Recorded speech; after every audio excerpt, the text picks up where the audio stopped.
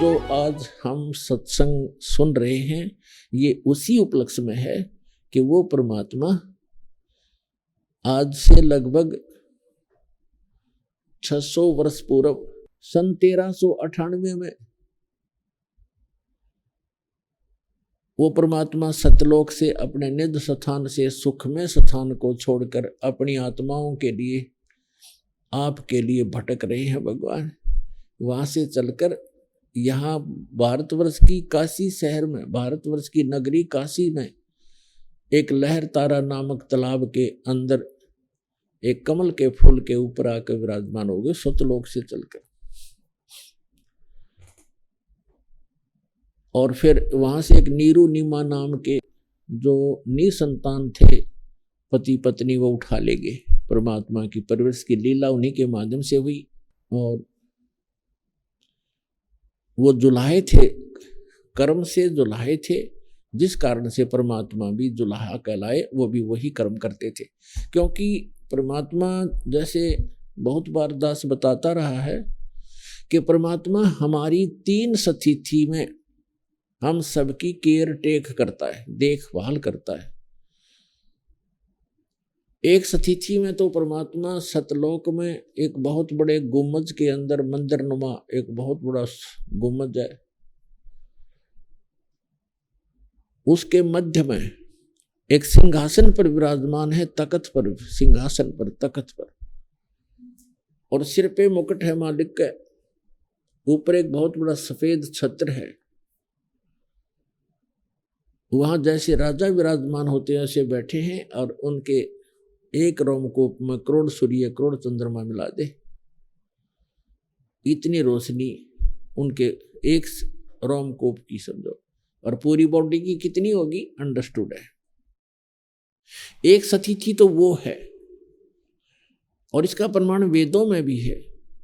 ऋग्वेद मंडल number 9 सूक्त 1 मंत्र 8 और 9 में 8 में कहा है कि वो 3 स्थिति के शरीर के माध्यम से परमात्मा आपको संभालता है, धारण पोषण करता है। और दूसरी स्थिति उसकी है कि वहां से चलकर आता है, एक शिशु रूप धारण कर लेता है, अपने रूप को हल्का कर लेता है, शरीर अपने स्वरूप को हल्का करके हल्के तेज पुंज का बना के एक शिशु रूप धारण करके कमल के फूल पर विराजमान होते हैं। प्रत्येक युग में ये लीला करते हैं। वहां से उनको निसंतान दंपति उठा ले जाते हैं। धीरे धीरे उसी व्यवसाय में जिस कर्म को वो करते थे उसी कर्म को करते हुए परमात्मा हमें ये दिखाते हैं कि परमात्मा पाने के लिए, सतलोक जाने के लिए हमने गढ़े धन की आवश्यकता नहीं है। फिर भी आपके संस्कार में ज्यादा भी है तो उसको सदुपयोग करें, दुरुपयोग ना करो, उसमें भूला नहीं। परमात्मा की भूल नहीं गिरनी चाहिए, चाहे कितना धनी हो, चाहे कितनी बड़ी पोस्ट हो। उसको याद रखना चाहिए कि मृत्यु भी होती है, यहाँ से जाना भी होता है, तो तब फिर वो व्यक्ति गलती नहीं करता। तो दूसरी स्थिति ये परमात्मा के वो चारों युगों में आते हैं और ऐसी लीला करते हैं।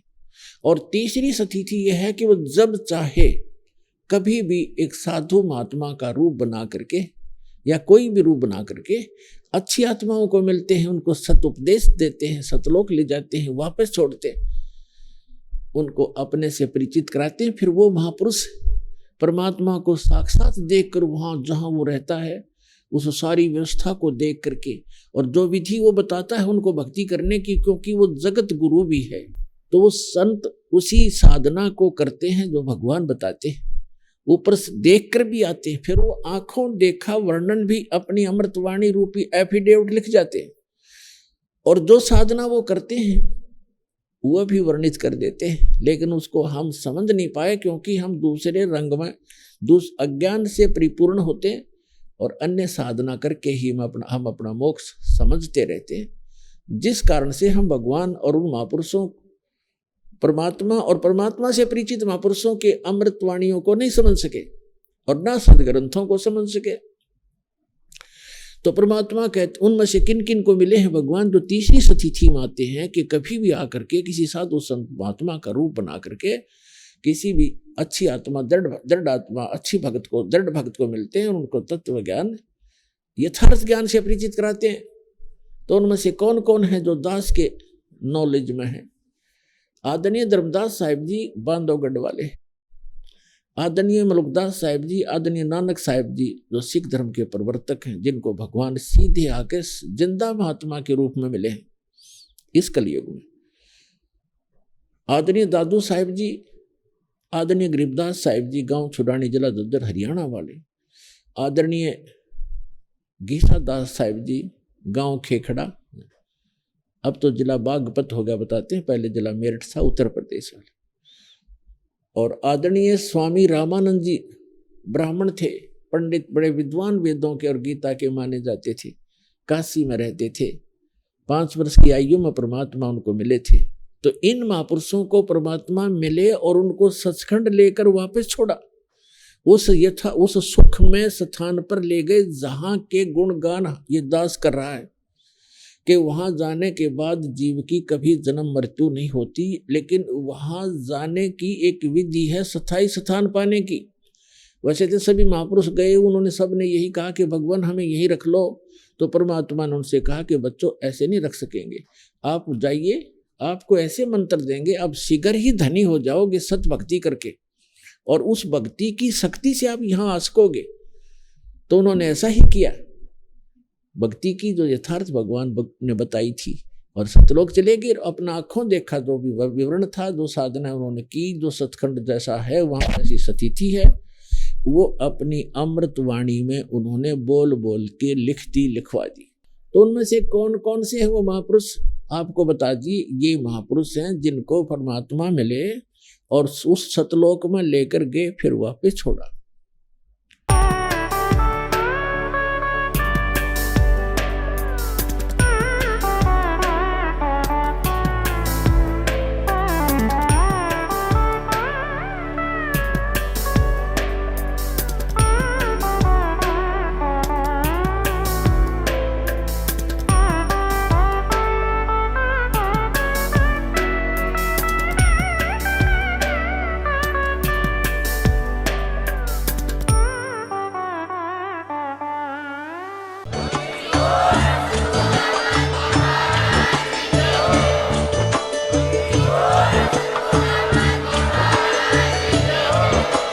आप सुन रहे थे जगत गुरु तत्वदर्शी संत रामपाल जी महाराज जी के मंगल प्रवचन। अधिक जानकारी के लिए विजिट कीजिए हमारी वेबसाइट www.jagatgururampalji.org। संत रामपाल जी महाराज जी के शुभ आशीर्वाद से पूरे विश्व भर में 500 से भी ज्यादा नाम दीक्षा केंद्र हैं, जिन पर संत रामपाल जी महाराज जी द्वारा ऑनलाइन निशुल्क नाम दीक्षा दी जा रही है। अपने नजदीकी नाम दीक्षा केंद्र का पता करने के लिए संपर्क करें 8222880541।